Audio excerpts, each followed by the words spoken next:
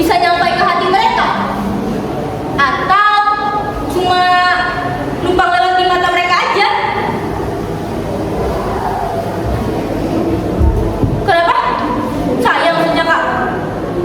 Nama aku biasa orang manggil Dara. Ya saya biasa di sini karena emang tempat tinggal saya juga nggak jauh dari sini. Ini maksudnya?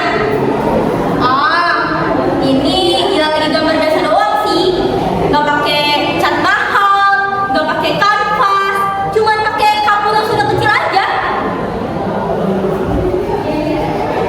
Kalau dikasih pertanyaan seperti itu, orang normal pasti bakal jawab di kertas. Bukan berarti aku nggak normal loh. Maksudku, aku biasa gambar di kardus, di tembok, di lantai. Kadang kalau aku lagi iseng, aku gambar di punggung tangan aku sendiri. Kalau dibilang hobi, ya hobi. Walau gak ada yang pernah bilang bagus. Kenapa suka gambar?